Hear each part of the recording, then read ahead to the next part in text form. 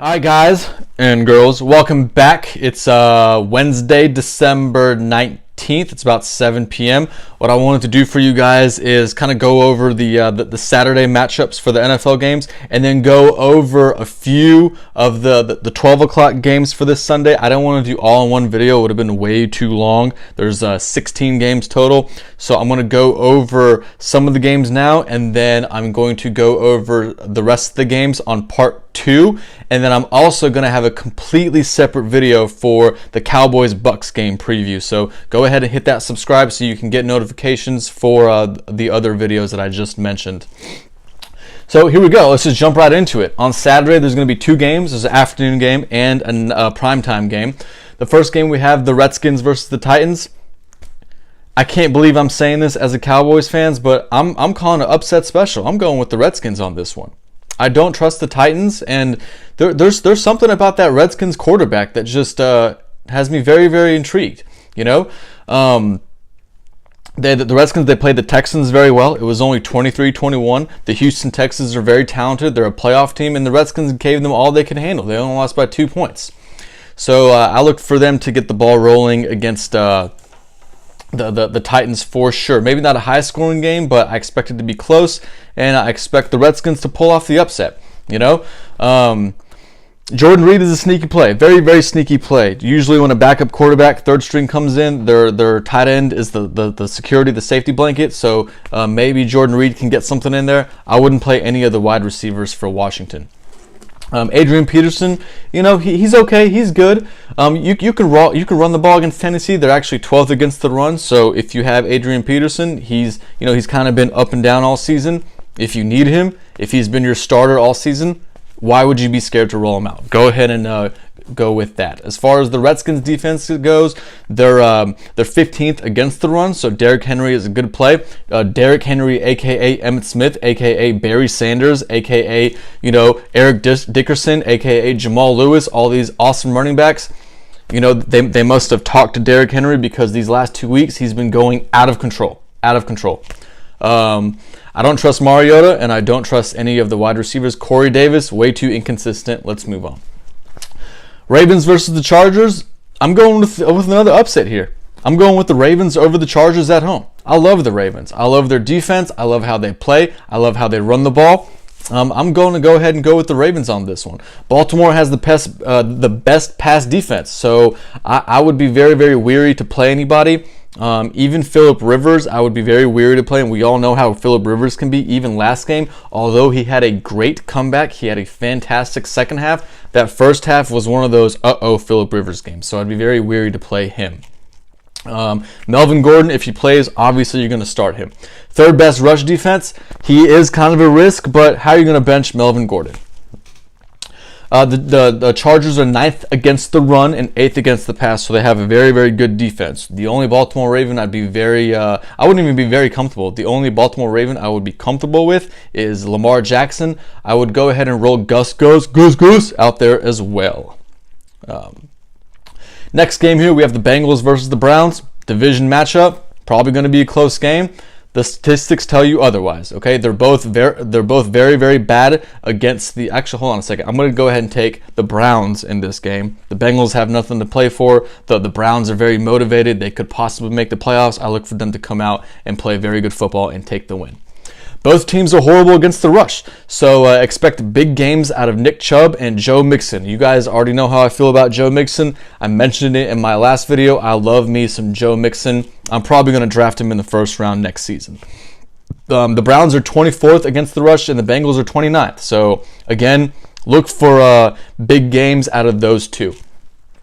Both teams are also really bad against the pass. You know, the 29th and 30th against the pass. That's almost dead last. I would start Landry for sure. Tyler Boyd, even though he's been struggling, I would start Tyler Boyd.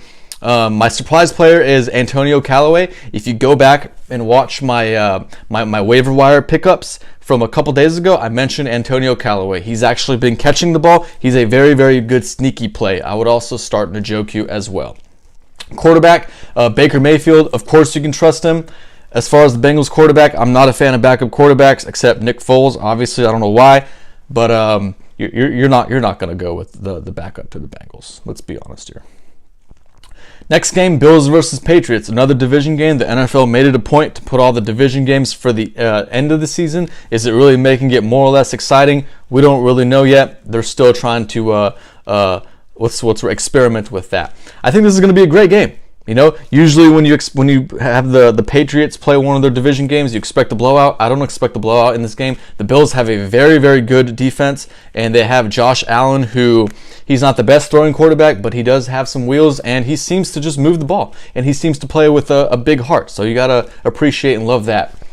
Bills, again, they have a completely legit defense. They have the best pass defense in the league. The rush defense is a little suspect. They are 15th, so Sony Michel could get going against them. Other than that, I'm going with Edelman and Gronkowski, nobody else. I would not play Tom Brady. He's been too up and down. You know, it's kind of like pulling teeth to get him some touchdowns. But again, it's Tom Brady. If he's been your quarterback and you feel comfortable, go ahead and roll him out. I would not. Patriots are 23rd against the pass and 17th against the run, so you can definitely move the ball against them. I would be pleased to start, what's his name? I forgot his first name, Allen, in this, because he can move the ball with his feet. Marcus Murphy put on IR. LaShawn McCoy's banged up. The entire Bills running back situation is a complete mess.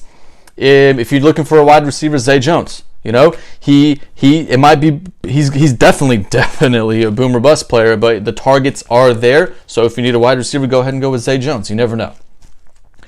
Moving along here, next game we have the Falcons and the Panthers. The Panthers, they've lost 6 games in a row now. That's ridiculous. 6 games for the Panthers with Cam Newton, Christian McCaffrey, Luke Kuechly, all those boys that have a star wide receiver, DJ Moore, the rookie. I don't see how they lose. I'm definitely going with the Falcons in this one. Panthers are 21st against the pass, so I would feel comfortable starting Julio Jones, Calvin Ridley, Austin Hooper, and one of my surprise picks is going to be Mohamed Sanu. I'm a huge fan of Mohamed Sanu. He doesn't get as many opportunities as he used to because of Calvin Ridley, but I like the way he plays. He could be a sneaky play as well. Panthers are 7 against the rush because Luke Kuechly is always on that ass. Tevin Coleman, I would play him. Obviously, he's one of your best players. If you have him, I would definitely put Tevin Coleman out there. He's been playing very well. I don't know how you bench him, even though it is against the a good rush defense for the Panthers. For the Panthers, obviously, you're going with Christian McCaffrey, nobody else. And even with them, I'd be very, very nervous because it's not Cam Newton throwing him the ball on those out routes. It's the backup, which I don't even know his name. And then you kind of know the entire defense is going to be zoning in on Christian McCaffrey. So, you know, if you have him, you're obviously going to start him. He's one of your best players, if not your best player. But, you know, good luck with that. Giants versus the Colts. I got the Colts in this one. The Giants are just done. They're toast. You know, Eli needs to retire. Eli is terrible. He's probably still better than Dick. But they also got shut out last week.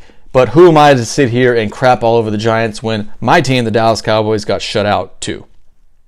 Thank you, Dak.